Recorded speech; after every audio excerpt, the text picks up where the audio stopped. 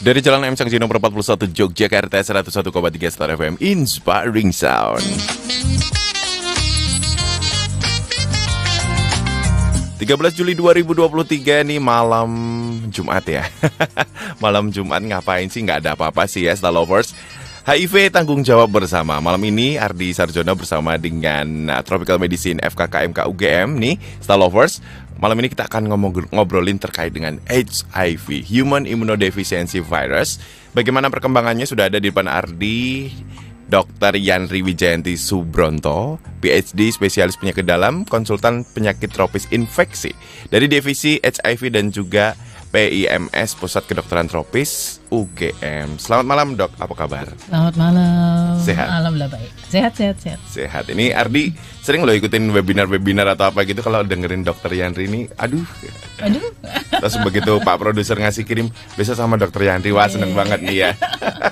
Ngobrolin sesuatu yang lumayan di bold ya selama ini ya. Dan kalau dulu orang agak skip sekarang tapi sering menjadi sebuah concern karena juga medianya juga semakin banyak nih ya. Betul. Bicara tentang HIV nih Star Lovers. Apalagi sekarang ada beberapa terminologi, kalau dulu dibilang ODA sekarang ada ODIV gitu ya Dok ya. Ya betul. Oh ya itu menarik juga. Itu menarik juga ya. Karena ada beberapa yang masih menganggap bahwa HIV dan AIDS itu sama.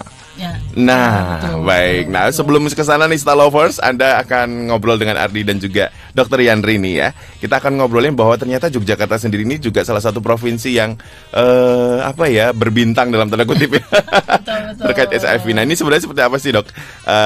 Concern terkait isu HIV yang ada di Jogja sekarang, perkembangannya. Oke, Mas Ardi, selamat malam semuanya, pendengar atau penonton dan Star Lovers, Star Lovers ya. Yeah. Oke. Menarik ya. Tadi Mas Ardi sebetulnya sudah membukanya dengan sangat menarik. Sekarang boleh dikata kita ODA itu kayaknya nggak ada. Yeah. Nah, kenapa nggak ada? Karena kita berharap orang infected dengan HIV itu saja gitu loh.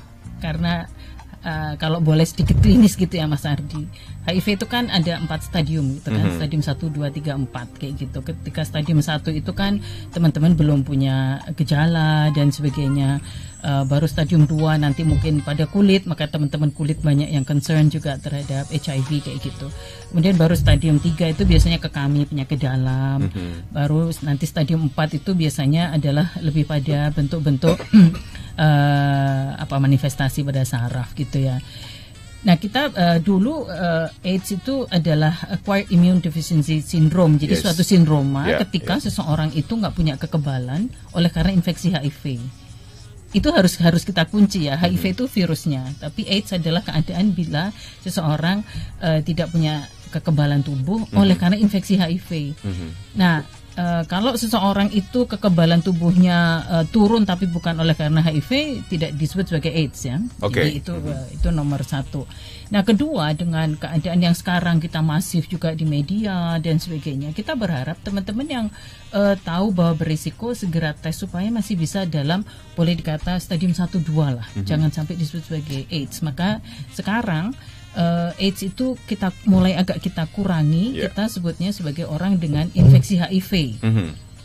ODIV makanya. Itulah kenapa diganti ODIV. ODIV ya, baik. sehingga apapun stadiumnya adalah infected with HIV.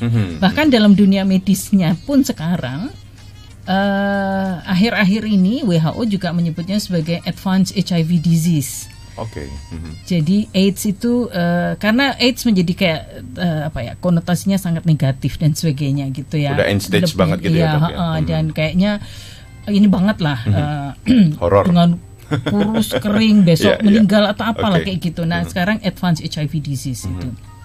Jadi ini adalah sesuatu yang baru dan saya pikir ini adalah semacam intervensi struktural ya. Secara struktural kita menghilangkan stigmatisasi dengan cara ada terminologi yang membuatnya menjadi is just another infection kan gitu ya. Itu satu. Nah sekarang how about DIY kayak gitu ya. Kayaknya lumayan berbintang nih Dok kalau baca-baca gitu ya.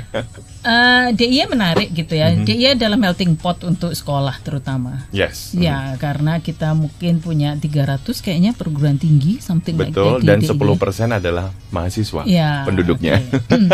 Nah, bagi saya menarik memang untuk berbicara tentang hal ini khususnya untuk DIY. kita harus melihatnya juga bahwa anak-anak usia teenagers dan sebagainya itu adalah pada masa mereka mencari diri who they are kan.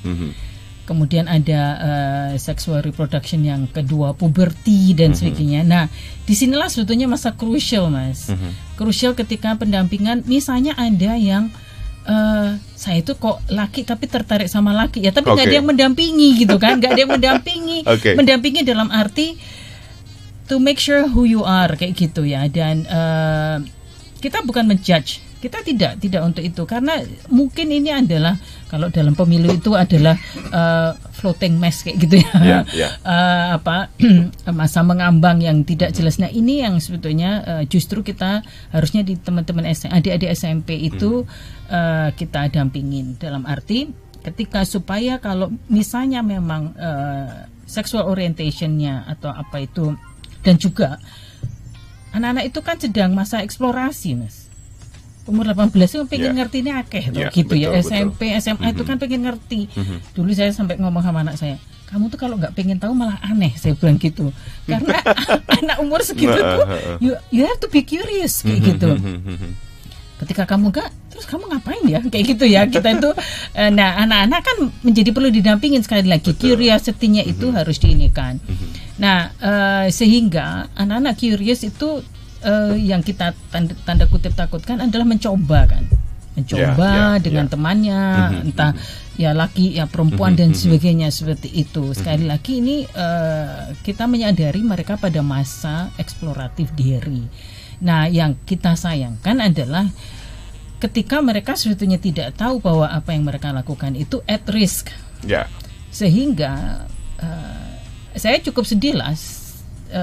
Ya dalam tahun ini mungkin yang datang ke klinik kami itu ada yang 18 tahun, 19 tahun, it's too young untuk mereka infected kan. Jadi berarti kan mereka terinfeksi itu early, di usia sangat muda gitu, dan mereka harus menjalani kehidupan dengan terapinya seumur hidupnya yang lama. Itu makanya DIY menjadi suatu daerah yang mana anak mudanya itu banyak kayak gitu kan.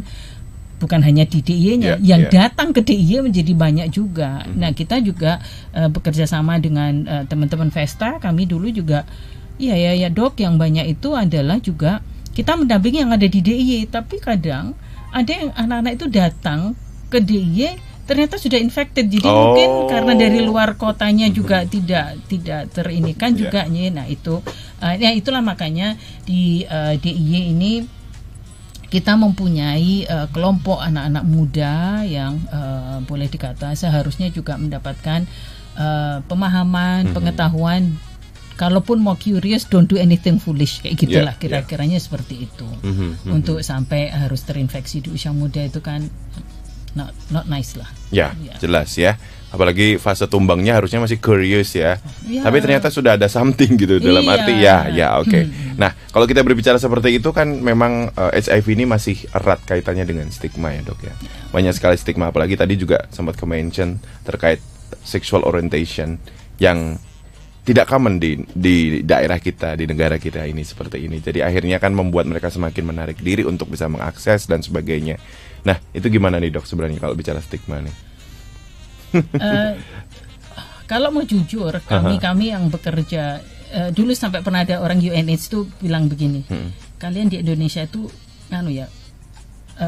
bekerja dalam isu HIV itu seperti di lorong sempit sekali gitu.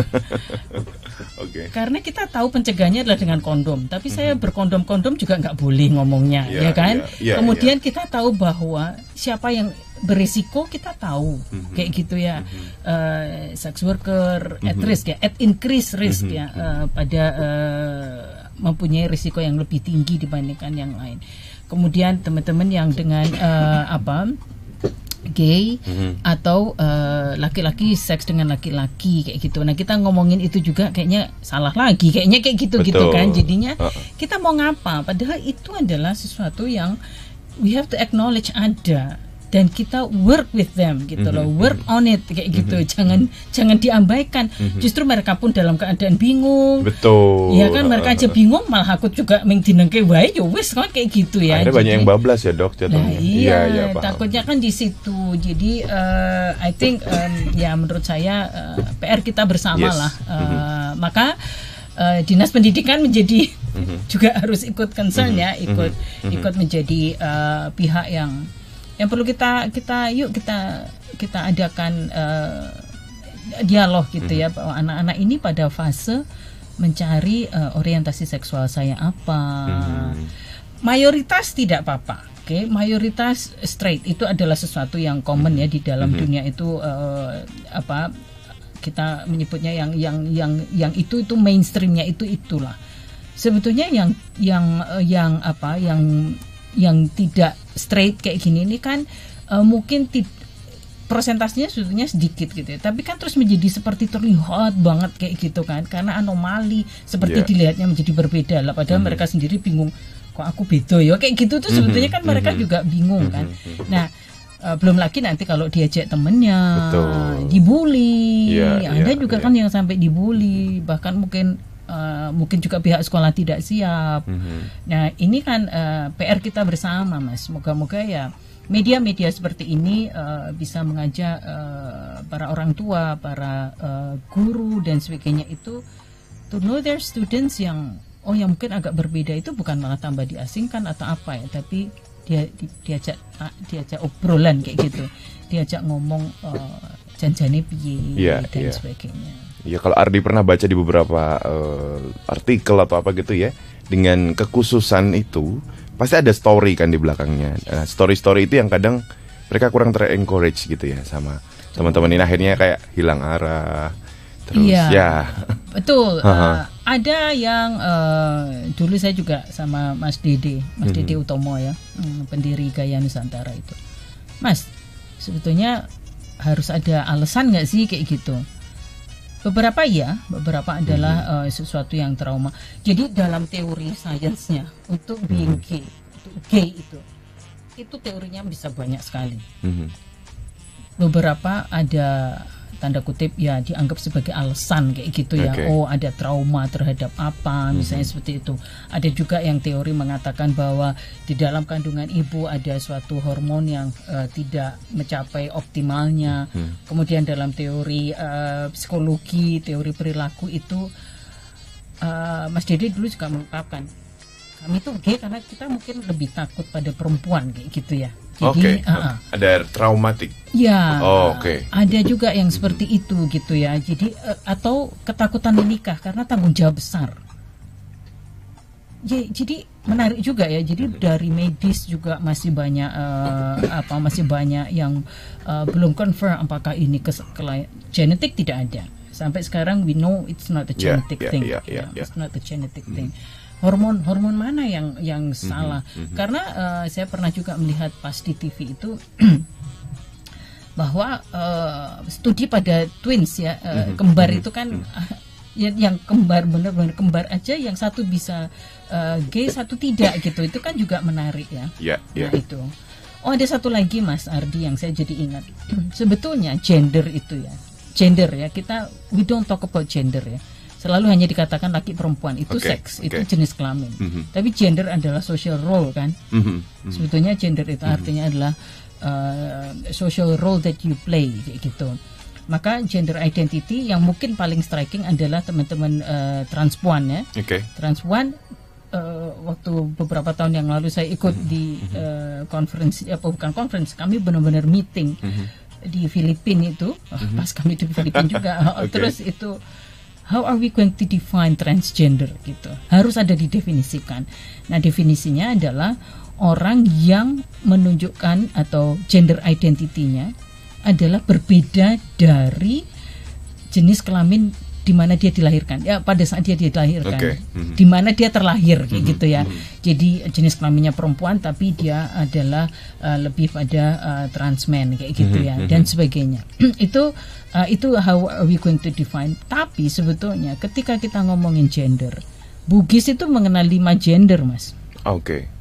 Tidak banyak yang tahu, dan itu pun saya suatu saat masih melek di depan TV, Nat Geo itu mengulas tentang itu. Kalau saya omongin ini jangan sampai menjadi diskriminasi, tetapi this is our knowledge bahwa hal ini itu adalah setua peradaban manusia, Mas.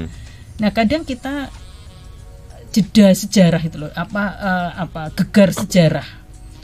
Kita tidak tahu yang dulu, adanya sekarang, kemudian capnya itu adalah transgender kayak gitu, gay, menjadi seperti sesuatu yang sangat negatif sekali. Padahal if you go back to history, if you go back to our own culture, itu sebetulnya ada di masyarakat, tapi they are not spoken. Orang Jawa ki mbiyen ya wis ngerti wandu janjane ya. Asline ya wis ngerti. Ya wis ngerti to. Ya ora apa-apa to mbiyen. Ya santai wae sih. Ya santai wae. Saiki disebut waria transgender menjadi terlalu sangat heboh. Tapi sebetulnya kita sudah kenal teman-teman dengan gender identity yang seperti itu. Dulu nggak masalah kayak gitu, Mas. Nah, itu tadi gegar sejarah ini yang perlu kita kita obrolkan kayak gitu ya, kita obrolkan bahwa ada konteks yang lebih besar lagi di not just an HIV adalah sama dengan waria, HIV sama dengan pekerja seks, HIV sama dengan gay kayak gitu tuh. No, it's much more than that gitu, much more than that. Yang kita sangat concern adalah sebisa-bisanya tidak banyak dong yang HIV, kan sakit ya, itu kan penyakit gitu, maksudnya itu sakit, it's a disease. Mbok ojo nambah loro kayak gitu ya. Anyone who is sick, meskipun kita cuma fraktur di kelingking aja kita udah au kayak gitu ya. Nah itu supaya kita hati-hati di jalan, tidak kecelakaan sebagainya, kan sama sebetulnya. Let's put that in the context bahwa don't get the HIV gitu. Tapi ada hal yang kamu juga perlu tahu, what you can do to prevent kan. Nah, media-media seperti ini adalah juga kita memberitahu anak-anak how you can prevent, what you have to know ketika membicarakan reproductive healthmu sendiri itu, you have to know yourself and how you take care of it kayak gitu, and you take care of your the whole body, termasuk ya semuanya, makan yang sehat, olahraga, tidur cukup, termasuk adalah sexual health-nya itu juga take care of it. Gitu. Semuanya basic human needs di situ ya dok bicaranya sebenarnya. Oke, ada David dok di Tamsis. Tadi dimention terkait dengan gay. Kenapa gay ini selalu identik dengan HIV? Bagaimana dengan lesbian? Nice question ya. Ini juga beberapa kali ada obrolan-obrolan kopi kayak gitu dong. Gay selalu temenan, sahabatan sama HIV kan. Ini kalau lesbian kenapa nggak pernah ke-mention? Gitu? Oke. Jadi begini. Ini adalah ilmu transmisinya dulu. Jadi kami KPTI itu konsultan penyakit tropik infeksi itu urusannya kan bakterinya opo atau virusnya opo, sopo sing terkena, piye carane penularan. Kan kayak gitu aja. Nah, sekarang masalahnya adalah pada cara penularan.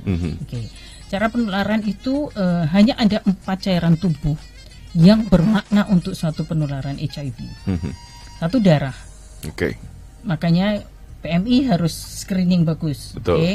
Alhamdulillah Indonesia menganut bahwa blood safety itu sudah dari Sabang sampai Merauke dan semuanya.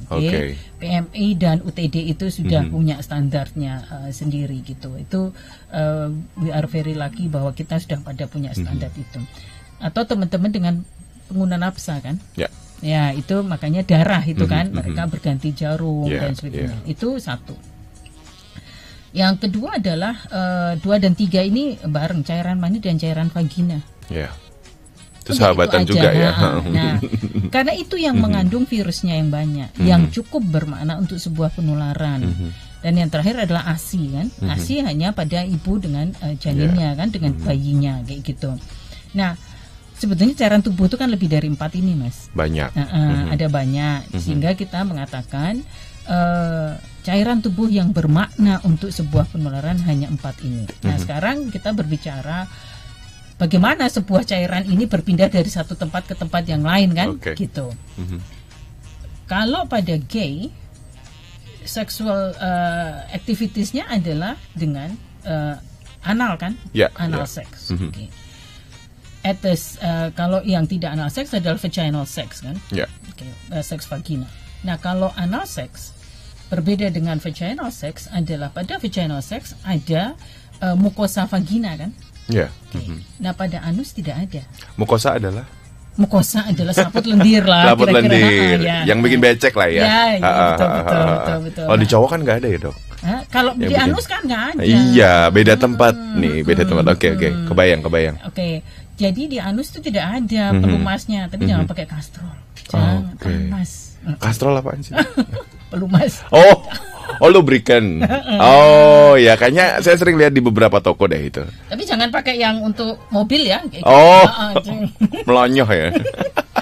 Oke. Ya, itu karena itulah. Jadi anus itu tidak ada lendir atau mukosa, selaput lendir yang tanda kutip bisa melindungi atau melicinkan. Gitu, oke? Sehingga ada risiko untuk laserasi, ada semua luka.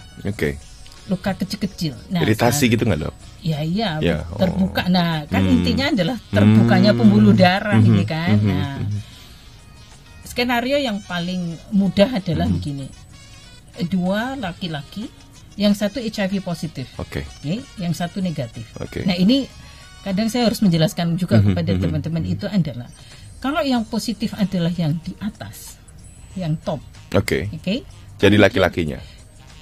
Apa ya bahasanya? It's interesting juga ya. Apakah itu menjadi laki-laki dan perempuan? Dulu saya juga sampai tanya Mas Dede. It doesn't have to. It doesn't have to. Mungkin dalam keadaan yang biasa suami istri pun juga kadang perempuan pengen yang di atas atau yang it's just. It doesn't mean bahwa yang di bawah itu harus yang perempuan atau apa. It's not black and white like that, kayak gitu. Nah, ketika misalnya yang HIV positif adalah yang memasuki. Yang memasuki. Ya. Insersi memasuki anus dari yang negatif, kan gitu. Sehingga itu sangat berisiko. Karena ingat bahwa dia cairan maninya itu yang mengandung HIV kan. Betul. Cairan maninya itu yang mengandung HIV, yang mana kalau anusnya yang dimasuki itu luka, maka akan gampang sekali langsung masuk ke pembuluh darah infected. Ya, itu. We are talking about gay yang dimana kalau yang memasuki adalah yang positif. Sedikit berbeda ketika yang dimasukilah yang positif. Kalau laki-laki 2 yang memasuki adalah negatif. Yang tadi adalah yang positif. Sekarang kita berbicara yang negatif. Apakah dia juga risikonya sama? Tidak, karena dia punya kulit penis. Ya kan, dia terlindungi dari kulit penisnya sendiri dan tidak ada cairan maninya dia tuh yang di bawah yang positif itu kan tidak ada cairan maninya kan. Jadi mau apa? Kalaupun keluar cairan mani kan yang tetap yang di atas, padahal dia negatif juga kan. Ya kan? So itu adalah ilustrasinya. Nah sekarang pada lesbian. Sekali lagi, bagaimana sih cairan vagina ini berpindah dari satu ke satu? Harus ada rangsangan kayak gitu-gitu nggak sih? Tapi mau pakai apa? Berarti kan pakai dildo. Tools ya? Pakai tools. Ya kan, pakai tools. Nggak bisa. Vibrator dan dildo seperti itu. Nah sekarang maka menjadi bahwa itu sudah di alat kayak gitu. Jadi sangat berbeda atau konteksnya. Maka pada lesbian itu risknya menjadi lebih rendah. Karena cairan vagina berpindahnya bagaimana? Kalau ini kan tadi kan kan lewat tools dan sebagainya. Ya semoga Mas David cukup paham ya. Nanti kalau enggak ya ketik Rex Pasi Yandri lah. Kebayang sih ya. Kebayang karena memang malam yang Jumat satu malah ngomongin kayak gini. Jadi ada perantaranya sama tanpa perantara.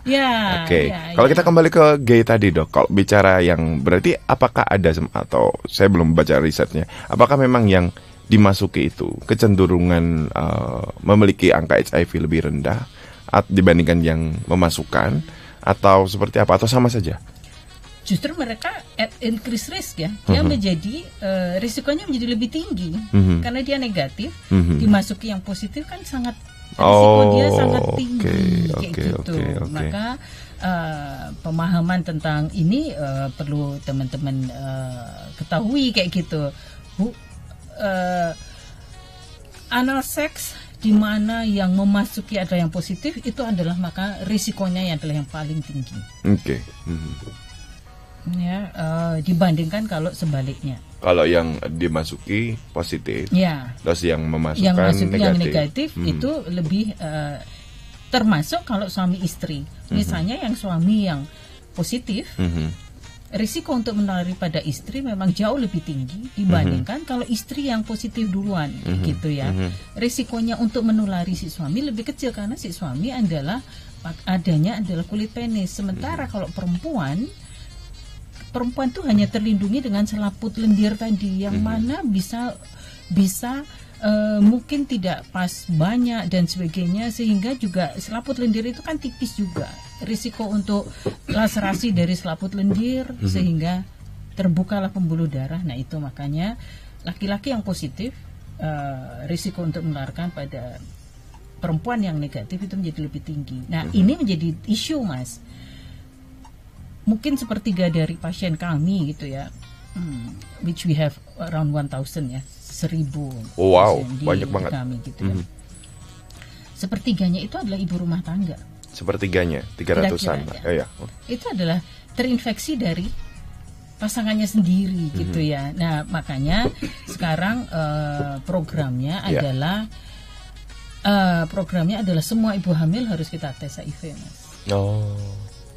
Kita stop di situ. Semua ibu hamil. Kamboja itu bisa tanda kutip mengeliminasi HIV-nya adalah ngetes sebanyak-banyaknya ibu hamil. Karena begitu ibu hamil ini positif, ya, kita mencari faktor risiko dia. Salah satunya adalah tentu pasangannya juga harus dites kan, gitu.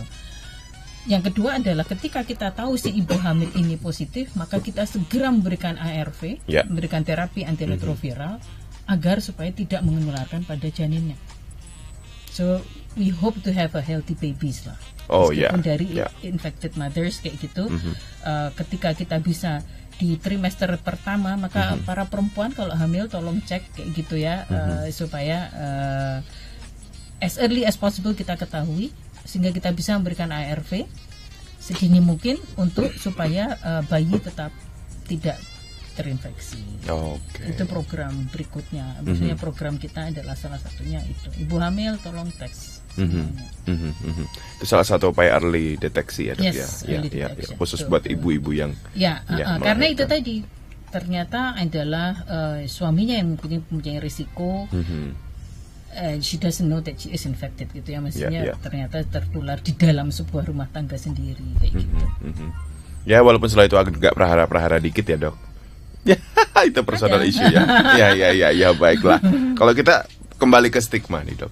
Stigma ini kan dampaknya lumayan masif ya. Apalagi ini kan dari person terus kemudian ke person sebelahnya dan seterusnya akhirnya berdampak lebih besar. Nah, dengan stigma yang negatif yang terus berjalan seperti ini gimana nih, Dok, menurut Dokter? Karena tadi ini basicnya kan di apa ya? Culture ya, atau seperti apa ya kalau bicaranya ya? Karena ini banyak sekali values yang kadang akhirnya skip dan ya sudah. Actually we are talking about something human. Berbicara HIV itu adalah sesuatu yang sangat human banget. Sesuatu yang manusiawi kayak gitu ya. Ya boleh dikata kalau saya di dalam kelas, siapa sih yang nggak mau seks kayak gitu kan? As simple seperti itu kayak gitu ya. Dan hanya saja tidak dibicarakan dan sebagainya, menjadi tidak jelas. Nah ketika kita tadi berbicara 4 cairan inilah yang kadang menjadi stigma.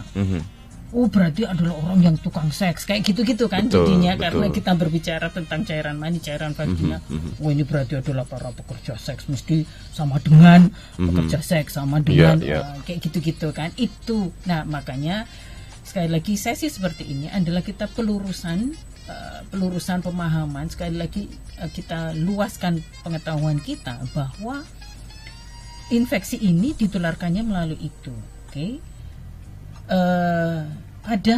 Tetapi hepatitis B juga sama, Mas. Hepatitis C sama cara penularannya. Serem juga. Nah, hepatitis B padahal 100 kali lebih infeksius daripada HIV. Hepatitis C 10 kali lebih infeksius daripada HIV. Tetapi HIV adalah yang terstigma. Sekali lagi kita juga kejatuhan sejarah, Mas. Kejatuhan sejarah. Jadi tahun 81-an, jadi yang banyak yang belum lahir di antara pendengar Star Lover ini gitu including me, Dok. Oh my gosh. So muda, Dok ya. Aku kayaknya juga belum lahir ya. Wow, amazing. Jadi tahun 81, 82, 83 itu sebetulnya peneliti dari Prancis duluan, Luc Montagnier itu yang dia virologist.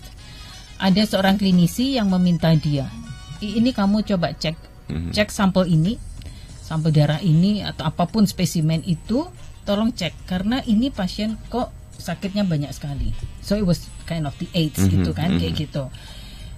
Nah kemudian dia menemukan ini adalah gay related virus. Karena kebetulan pasiennya adalah gay. Nah itu tadi makanya kita kejatuhan sejarahnya itu di situ juga gitu. Dan sementara pada waktu yang sama di Amerika, Robert Gallo juga melakukan hal yang sama, mendapatkan pasien yang sama. Pada saat itu Luc Montagnier sama Robert Gallo akhirnya kayak perang, ini siapa yang menemukan pertama gitu kan. Hebat loh, waktu itu akhirnya itu perdamaiannya itu oleh dua presiden loh. François Mitterrand sama Ronald Reagan itu yang akhirnya pada konferensi virologi mereka menyatakan this is what it's called HIV, human immunodeficiency virus. Sebelumnya Robert Gallo mengatakan this is human T lymphocyte virus, yang satu gay related virus dan sebagainya. Akhirnya mereka menemukan this is the same virus antara yang ditemukan di Amerika sama Prancis. Dari situ, tetapi nah ketika ditemukannya pada gay itu tadi, kita kejatuhan sejarah. Ini adalah gay related disease banget. Heboh. Dulu itu yang rame justru para ulama. Ini adalah akhir dari dunia sodomi dan sebagainya, Sodom and Goliath dan sebagainya. Diasosiasikan. Jadi, nah, wave pertama, gelombang epidemi pertama, maka pada teman-teman gay memang. Dan dimulailah, nah ini bagusnya adalah disitulah kenapa HIV itu maka teman-teman LSM lah yang rame. Karena dulu banyak terjadi human rights violations dan sebagainya kan, terutama di San Francisco waktu itu, maka gerakan-gerakan LSM itu menjadi sangat tinggi sampai sekarang juga. Maka HIV itu praktis hampir satu-satunya penyakit yang mana teman-teman LSM itu sangat perannya besar. Coba penyakit lain apa? Iya sih. Ya kan? Kenapa sih kok ada ini, ada itu, ada LSM ini, ada LSM itu dan sebagainya.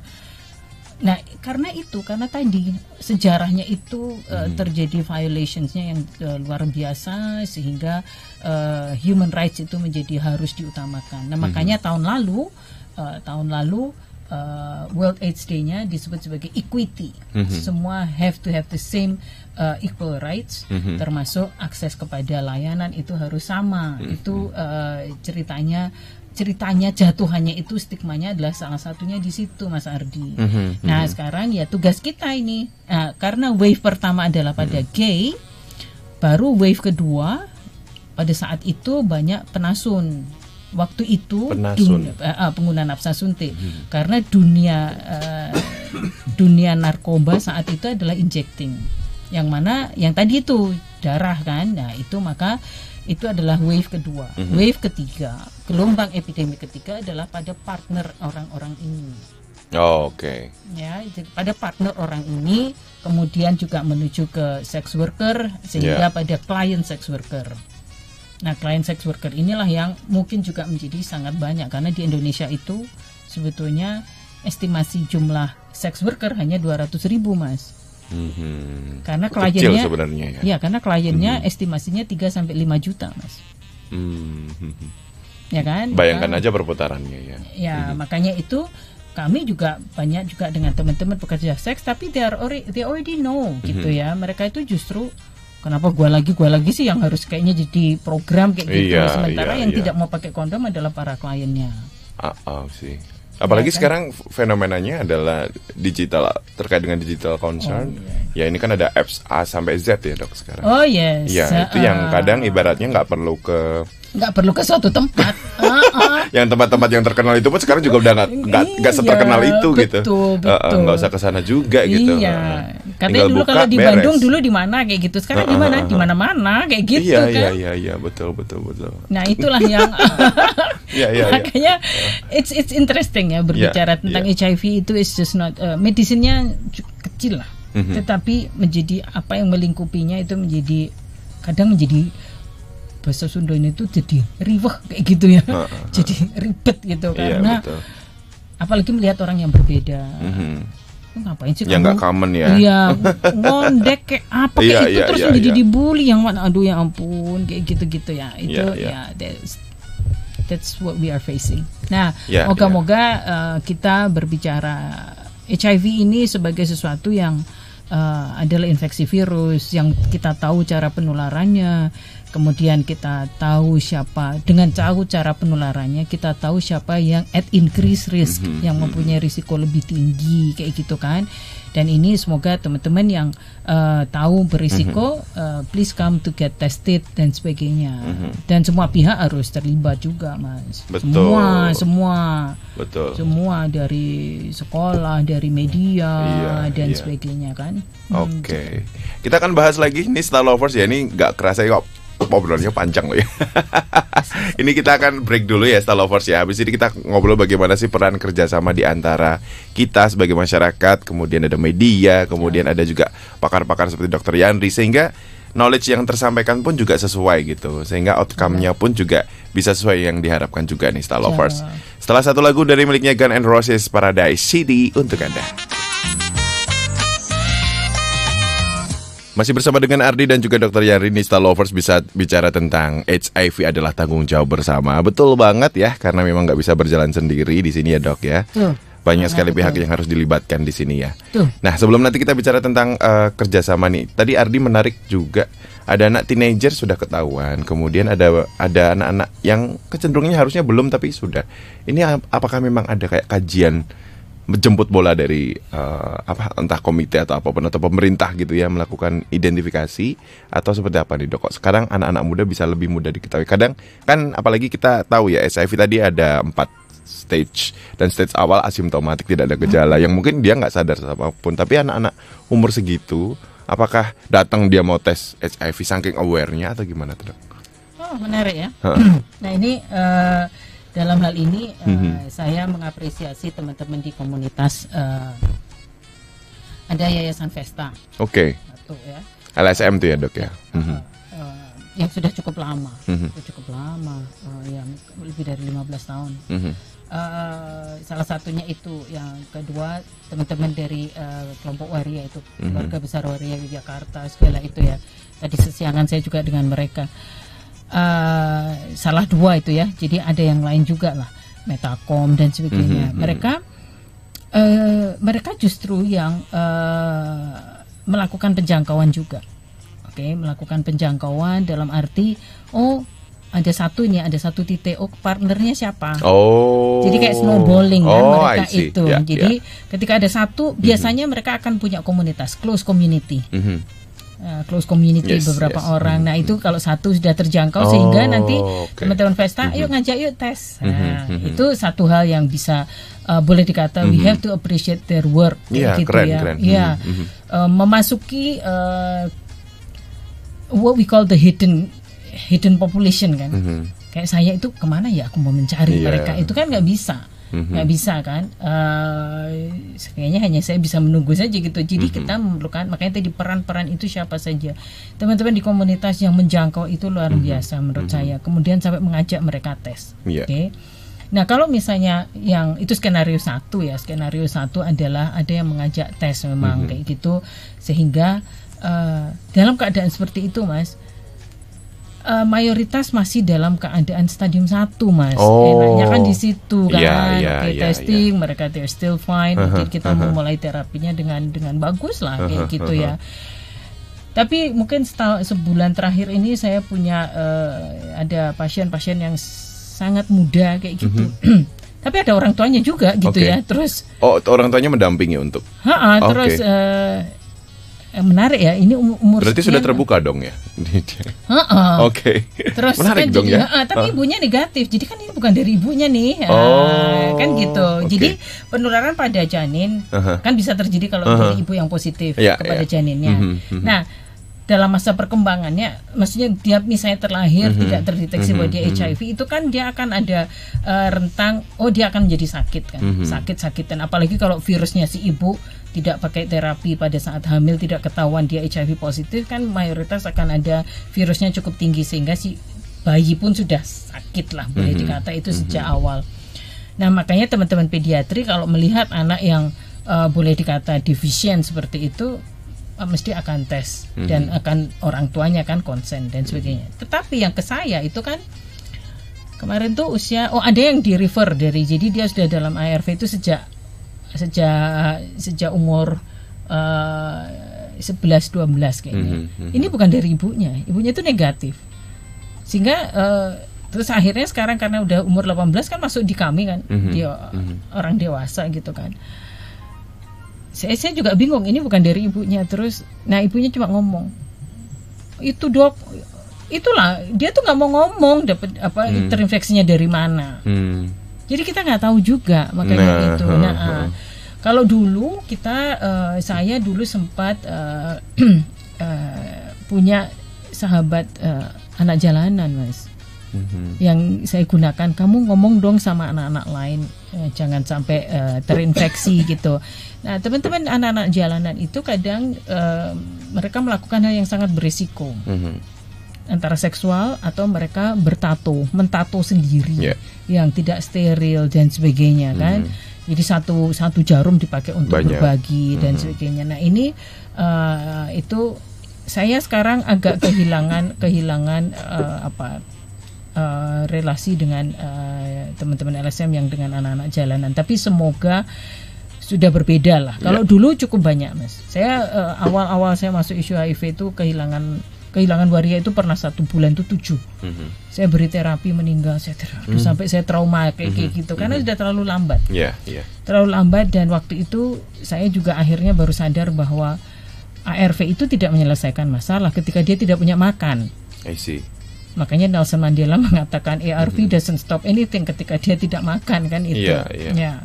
Jadi bahwa itu harus peran makan, peran dinas sosial dan sebagainya itu juga ada juga kan di situ. Jadi skenario 1 adalah dijangkau.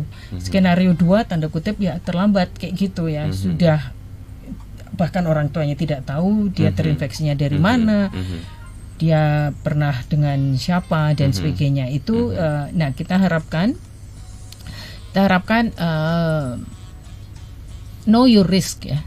Kita berbicara kenalilah risikomu kayak gitu. If you think you are at risk, pernah berganti jarum kayak apakah, atau saya pernah bereksplorasi, saya ada sexual relationship dengan siapa kayak gitu.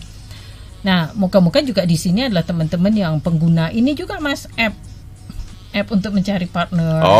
Dating apps. Kayak gitu, very easy ya, Dok. Tapi be careful lah, maksudnya. Makanya kita zero sorting yuk.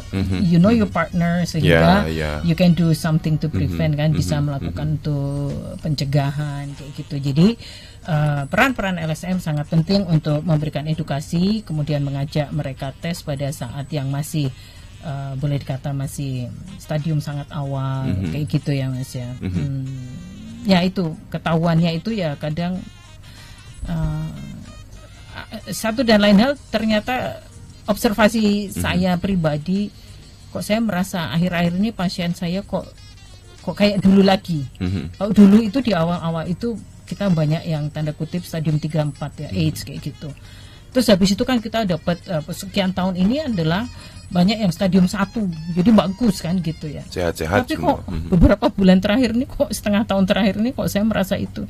Ternyata waktu Juni kemarin saya di rapat di Myanmar, di Sri Lanka, rapat dengan WHO Searo ya, Southeast Asian Regional Office-nya WHO itu, ternyata dunia juga mengalami hal ini ya. Kok kita kayak kembali ke yang dulu. Pada terlambat datang ya, ini banyak hal juga kayaknya ya. Apakah menjadi tetap, maksudnya ataukah kampanyenya kita masih terus harus digaungkan lagi atau bagaimana ya. Tapi ternyata dunia juga melihat bahwa akhir-akhir ini banyak yang datang dalam keadaan stadium yang cukup lambat, Mas. Oke. Jadi tetap harus kita gaungkan. Kita harus menggaungkan semua pihak, Betul. Pemerintah, LSM, tenaga kesehatan gitu ya, pendidik semua ya. Semua, karena this is about mulai dari bayi, ya kan? Itu ada life cycle-nya itu mulai dari bayi sehingga si ibu hamil, anak-anak perempuan muda, know your risk, kalian tahu lah kapan di kita alhamdulillah ya kultur bahwa melakukan hubungan seks ketika nanti sudah menikah dan sebagainya, kayak gitu-gitu tuh tetap harus kita gaungkan mulai dari sekarang anak-anak SMP, karena mereka sudah mens dan sebagainya kan. Nah itu sudah harus dipersiapkan Mas, mulai dari situ. Jadi termasuk ya orang tua mengenali berbagai penyakit yang mungkin bisa terjadi pada anak-anak remaja, ya kan? Ini kan bukan satu-satunya juga kan, gitu ya. Kemudian dari orang tua, sekolah, ketika terjadi misalnya bully, anak ini yaitu tadi ngondek terus dibully oleh teman-teman, ya harusnya di stop bullying dan sebagainya, kayak gitu ya. Kita sudah punya tools untuk itu. Pemerintah dinas kesehatan sekarang kami sendiri ada di asosiasi dinas kesehatan kayak gitu, we try to hampir semua pemerintah daerah sekarang sudah mengalokasikan anggaran untuk melakukan berbagai kegiatannya kayak gitu ya, penjangkauan maupun juga detection dan sebagainya itu sudah masuk di dalam dokumen negara bahwa HIV itu harus diketahui atau banyak tes dilakukan. Kalau kita lihat dari pemerintah, LSM sangat berperan karena kita juga tahu kelompok yang berisiko, yang mana mungkin tidak langsung muncul begitu saja, sehingga perlu untuk didekati di sana. Yang mana kami di rumah sakit itu kadang ada temboknya kayak gitu ya. Nah, bekerja sama dengan teman-teman LSM, kemudian juga ada teman-teman LSM yang mendampingi Mas. Jadi yang HIV positif baru itu kan kadang masih bingung gitu ya. Belum bisa menerima dan sebagainya. Nah, di Jogja ada yang terbesar adalah Victory Plus kayak gitu ya. Mereka mendampingi terutama di awal-awal HIV positivity itu. Kemudian mereka juga membantu gimana sih membuatnya BPJS-nya gitu. Karena kalau dokter sampai administratifnya ya. Saya selalu minta harus BPJS ya, karena panjang nih nanti. Ya, karena ini perjalanan panjang dan mungkin saya perlu minta tes ini, tes itu, tes ini, tes itu kayak gitu kan. Beberapa setahun 2 kali mungkin saya perlu ngetes ini dan itu. Kalau enggak nanti kamu jadi nggak tes, jadi kan karena sekian ratus ribu loh. Kayak gitu. Makanya kenapa Nutriandri selalu mendorong BPJS kayak gitu itu. Toh tercover kok ya dok ya? Tercover, cuma memang ya ini off ini ya, sedikit off gitu ya dalam peraturan ketentuan BPJS itu kan harus dalam 1 KK itu kan, harus semuanya. Jadi kalau satu terdaftar kan harus semua, sehingga kan membayarnya preminya kan harus semua. Nah itu yang terus kadang anak-anak ya kalau saya itu kan nanti orang tua saya tanya, ngapain kamu ngeributin BPJS kan kayak gitu.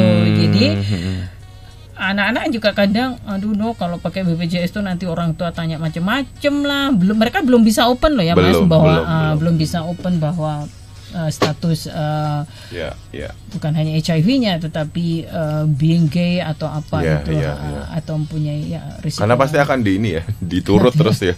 Takutnya di situ makanya. Baik. Nah, kalau kita sekarang menyentuh ke terkait ARV dok, tadi terkait dengan tadi sudah di-mention bahwa memang ada yang positif kemudian harus panjang perjalanannya meminum treatment yang sampai selesai perjalanan hidupnya dan sebagainya. Akses ARV sekarang gimana nih dok? Dan kalau beberapa nih obrolan terkait ARV kan side effect ya concernnya. Ada beberapa orang yang ngerasa kayak artikel-artikel menyampaikan bahwa ada side effect A, B, C, D, F, G yang kadang membuat mereka kayak ntar kena ini lagi, ntar side efek samping ini lagi gitu. ARV pun sudah mengalami evolusi yang luar biasa. Nggak hanya manusia nih, ARV juga evolusi. Dulu di awal awal mulai ada ARV itu tahun 90-an 5 kan, mulai awal itu. Yang dulu nggak sempat dapat ARV adalah Freddie Mercury kan. Ya, Freddie Mercury he died before ada ARV lah, kira-kira itu. Nah, yang pesohor yang kayak Magic Johnson itu he got in an ARV dan sampai sekarang he's fine. Ya, dan nah Indonesia itu kalau dalam hal ARV dulu segambreng Mas 8 kayak gitu kan. Harus diminum semua kayak gitu, kayak sarapan kayak gitu ya. Ketika saya masuk isu ini sudah ada yang fixed dose combination ya, sudah 1 tablet itu sudah ada 3 obatnya kayak gitu ya, 3 in 1, 2 in 1, 3 in 1 kayak gitu kan sudah ada ya. Nah, dan sekarang 2 tahun terakhir kita mempunyai 1 tablet 3 in 1 lagi yang boleh dikata side effect-nya sangat minimal. Kami itu juga jadi happy gitu memberikan itu, but you just have to be patuh lah gitu ya. Ini diminum 1 kali sehari dengan efek sampingnya yang minimal dan sebagainya, itu yang kita inikan ya. Nah, di Indonesia itu total fasilitas pelayanan kesehatan yang ada ARV itu sebetulnya ada 13.000 Mas. Oh, banyak juga ya. Actually, untuk Yogyakarta sendiri juga mudah ya diakses. Iya, saya kebetulan tadi saya dapat Vaskes yang memberikan konseling dan yang untuk ARV di DIY ada tempatnya ada 96. Oh, banyak loh. Banyak. Puskesmas saja ada 70. 70 puskesmas you can get it in puskesmas. Ada 26 rumah sakit. Itu berarti berapa itu? 96 kan gitu. Kalau tempat tes di DIY ada 181. Oh, hampir 2 kali lipat tuh. Iya, 2 kali lipat itu ya. Mana-mana kan. Seluruh puskesmas 122 puskesmas bisa tes HIV tuh. Gitu ya. Jadi go to your nearest puskesmas dan in case you need more counseling dan sebagainya, kita bisa ke rumah sakit. Jadi layanan itu ada. Layanan ada. ARV-nya sekarang adalah yang sesimpel kita pakainya tenofovir, lamivudin dengan dolutegravir. Dulu dolutegravir belum ada nih. Baru nih ya dok berarti. Cukup ya, one of the newest drug kayak gitu ya. Saya ingat tahun berapa itu masih di trial maksudnya ada temen yang di Australia yang baru memulai pakai yang kelompok itu gitu ya. Nah, sekarang sudah menjadi yang pilihan utama. Sebelum dolutegravir itu adalah tenofovir, lamivudin dengan efavirenz. Nah, efavirenz itu suka bikin mabuk, Mas. Oh, mabuk pusing maksudnya. Wis ono sing halusinasi, insomnia, mabuk, kliyeng, jadi kepala jadi sana dan sini, terus jadi memang efavirenz mempunyai efek samping pada sistem saraf pusat gitu. Nah, makanya terus dolutegravir come in untuk boleh dikata mengurangi efek samping yang diakibatkan oleh atau menjawab tantangan dari efavirenz tadi itu kan, sehingga ya sekarang cukup mudah lah kami itu memberikannya kayak gitu ya. Dan apa yang perlu dipantau? Yang perlu dipantau itu misalnya fungsi ginjal itu, tapi karena mayoritas adalah anak-anak muda, cukup aman, biasanya 3-6 bulan sekali perlu kita cek gitu ya, at least 6 bulan sekali. Kemudian juga sel darah putihnya CD4, kemudian kita juga bisa periksa jumlah virus, viral load itu juga bisa kita lakukan kan setiap 6 bulan, setiap 1 tahun sekali itu. Jadi ya makanya sudah menjadi tanda kutip it's not that ribet lah untuk sesuatu kayak gitu ya. Cuma obstacle-nya adalah bosen dong. Atau kalau kadang yang mau mengakses adalah takut diliatin orang, kok masuk klinik itu gitu. Dokter Yandri ini kan stigma. Sama siapa jalan Dokter Yandri? Mesti itu kayak gitu ya, kayaknya gitu ya. Ya itu PR besar sih ya memang. Iya, makanya saya mencoba melepaskan diri, jangan ada stigma. Pokoknya ketemu saya itu bukan urusan itu ya, gitu. Ya itu adalah sesimpel itu ya, sistematisasinya. Kemudian maka tadi kita bicara apa sih? Maksudnya stigmatisasinya itu kita sudah mulai. Nah gini, baru kemarin gitu. Ini kemarin residen saya ngomong, ini lepas obat beberapa bulan. Drop out. Kenapa? Overthinking. Bosen dok, gitu. Bosen. Saya kan juga pengen kerja, terus rasanya tuh aku harus minum obat dan sebagainya. Terus kebetulan memang dia saya pindahkan ke TLD kan dengan dolutegravir. Oh, kamu pakainya kan dolutegravir. Yuk kita obrolin lagi ya, TLD itu ngapa gitu ya. Dolutegravir itu malah justru dianjurkan pagi, saya bilang gitu. Karena dia ada efek sampingnya, ada sedikit insomnia. Nah, masa malam-malam insomnia kan nggak enak kan gitu. Lebih baik ya udah malah diminum pagi, kamu malah aktif bekerja kayak gitu kan. Jingga, oh gitu ya dok ya. Terus mulai sambil makan, oh boleh. Sambil dengan untuk makan nggak apa-apa, tidak harus sebelum, sesudah dan sebagainya. Itu nggak ada masalah hubungannya, tidak berhubungan dengan makan, saya bilang gitu. Jadi anggap aja sebagai sarapanmu, ya. How to make it as your friend saja. Itu. Karena kalau ya overthinking tuh kadang bikin pusing. Kita pun juga. Iya, betul. Dan kalau bicara tentang angka mortality ini menunjukkan kabar baik ya dok Jogja. Penurunan dong pasti ya. Atau gimana nih? Sebetulnya dengan segala evolusi ARV, upaya-upaya segala macam. Tapi jangan datang terlambat. Iya. Nah, makanya kayak Mas Ardi ini penting untuk ayo datang tes. Gitu. Karena kalau datangnya early kan enak ngolahnya ya dok ya. Mencegahnya juga jauh lebih. Apalagi kalau kita lihat sekarang di Instagram pun juga banyak sekali ODIF yang terbuka ya, cerita juga. Bahkan mereka sehat walafiat di situ ya. Di situ mereka sangat acceptance dengan apapun kondisinya gitu. Yang pasti Anda semuanya nggak sendiri ya dok ya? Oh yes. Betul. You have us as well. Ya betul, dan lupakan stigma itu. Nah kita di akhir kebersamaan kita nih dok, nih dengan segala PR di HIV dan harus bekerja bersama, mungkin ada semacam closing statement dari Dr. Yandri untuk masyarakat.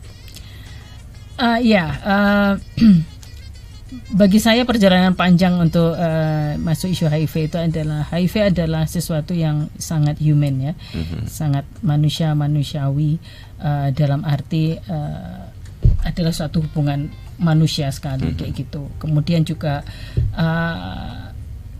karena apa? Ketika kita menstigma itu tidak menyelesaikan masalah juga kayak gitu ya. So we are talking about human yang mungkin juga mengalami keadaan yang kebingungan dia, misalnya teman waria, aku ki lanang po wedok itu malah tambah di onek-onek kan tambah bingung kan misalnya seperti itu. Jadi it's about humanities. Bagi saya mungkin saya mengatakan Tuhan memberi saya pelajaran bahwa dunia itu luar biasa dan Tuhan menciptakan manusia itu tidak ada yang sama. Just try to understand them. Ya, betul. Itu tadi Star Lovers ya, memang pahami setiap person karena everybody is unique ya. Oh yes. Ya betul, dan kita nggak bisa bandingin apapun itu ya, orientasi apapun itu, karena memang semuanya diciptakan dengan sangat unik. Matur nuwun Dr. Yandri, obrolan yang luar biasa. Tidak hanya bicara tentang perjalanan penyakit, obat ya, tapi tadi banyak hal tentang life skill juga ya, terkait dengan humanistic values yang selama ini mungkin agak mulai terkikis, terlupakan, ke-skip dan sebagainya, yang itu jadi basic dalam upaya penanganan HIV. Thank you so much. Thank you Dr. Yandri. Terima kasih Tropical Medicine FKKMK UGM yang sudah bekerja sama dengan Star FM yang terus kita bersama membangun awareness ya dengan lingkungan sekitar kita. Ardi Sarjono akan lanjut hingga pukul 10 malam di Slow Rock Session.